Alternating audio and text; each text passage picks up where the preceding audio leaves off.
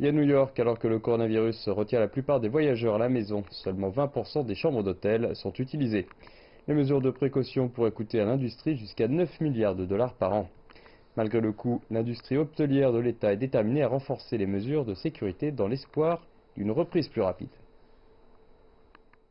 Au cœur du quartier financier de New York, le populaire Wall Street Inn est habitué à avoir un taux d'occupation de 90%. Aujourd'hui, qu'un cinquième des chambres est occupé, le coronavirus gardant la plupart des voyageurs chez eux. Mais déterminé à demeurer ouvert durant la pandémie, l'hôtel assure la sécurité des clients et du personnel grâce à des mesures d'hygiène et de sécurité renforcées.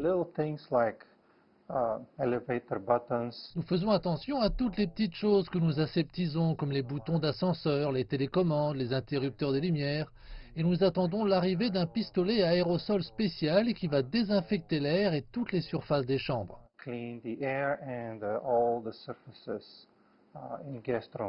À New York, de nombreux hôtels ont accepté de nouveaux protocoles stricts de nettoyage, mais on estime que de telles procédures pourraient coûter jusqu'à 9 milliards de dollars par an à l'industrie à travers tout le pays, alors que la demande de chambres est en forte baisse. Déjà, certaines entreprises n'ont pas survécu au virus. Cet hôtel a récemment annoncé qu'il allait fermer définitivement en raison du Covid-19 et le Wall Street Journal rapporte que 20% des chambres d'hôtels de New York pourraient ne jamais rouvrir. Les recettes fiscales de l'État et des collectivités locales provenant des hôtels du pays risquent de chuter de près de 17 milliards de dollars. À eux deux, Hilton et Hyatt ont annoncé plus de 3000 pertes d'emplois au niveau international, avec tout un domino de suppression additionnelle attendu. Au début de l'année 2020, nous avions, rien que dans notre secteur, environ 900 000 postes à pourvoir aux États-Unis. Bien sûr, tous ces emplois ont disparu et maintenant nous comptons des millions de pertes d'emplois. Ça se répercute donc au-delà des hôtels sur toutes les autres entreprises qui soutiennent ces hôtels. Certains hôtels peuvent bénéficier du programme de protection des salaires du gouvernement fédéral, mais il ne s'agit pas d'une solution à long terme. Selon des experts, les hôtels ne se rétabliront pas tant que le tourisme et les voyages d'affaires n'auront pas repris.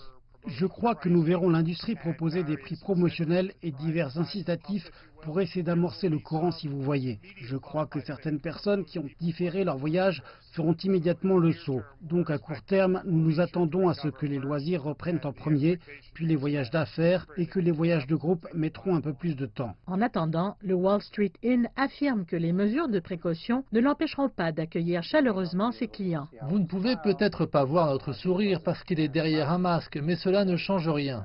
Ils sont convaincus que l'industrie s'en remettra, mais cela pourrait juste prendre du temps.